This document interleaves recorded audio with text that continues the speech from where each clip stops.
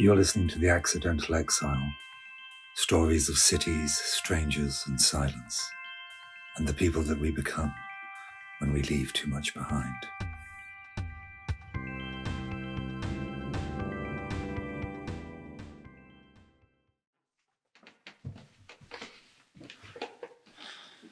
This is a passage from my book, Yet Here We Are.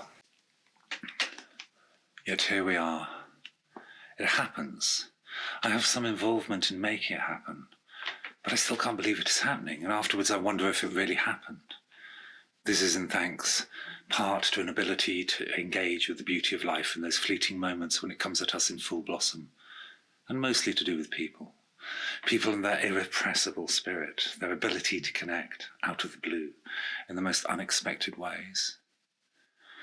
This place is different with her in it. She moves unwavering through the bazaar.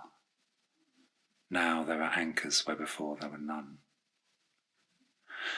China will keep giving you one thing until you come to expect that one thing, at which point China will give you something else entirely.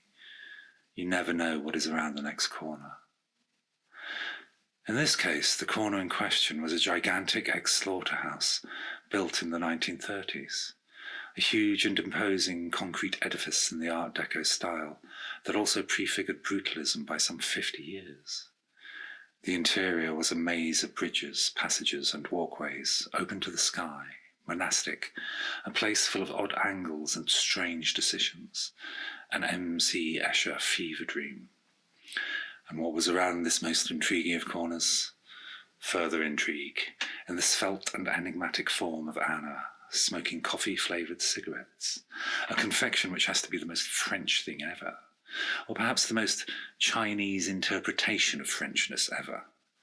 Certainly one of the greatest inventions of all time. Armed with a vintage Polaroid camera, we entered the Labyrinth.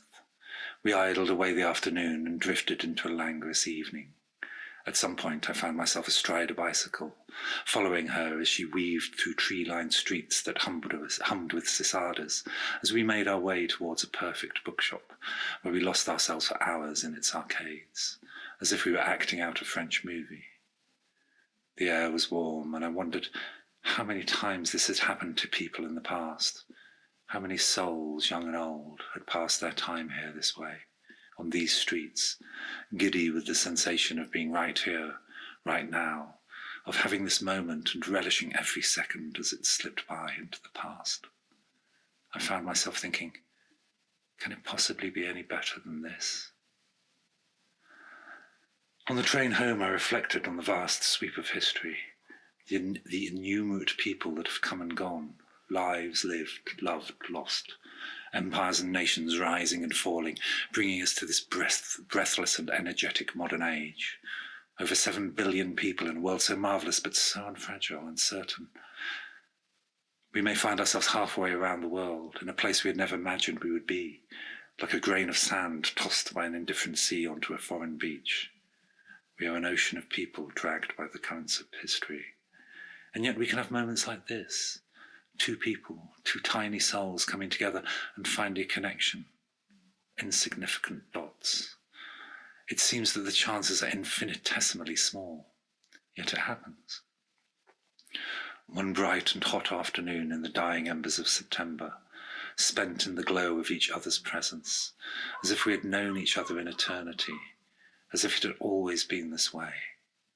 A few hours passed exploring some small corner of the world together, investigating, appreciating, reacting to it and recording it, feeling the shared excitement of discovery, of the place, and of each other. It seems impossible, yet here we are. The Accidental Exile is written and read by me, Finlay. If this story spoke to you, subscribe, find more on YouTube and Patreon, and let's keep the conversation unfinished.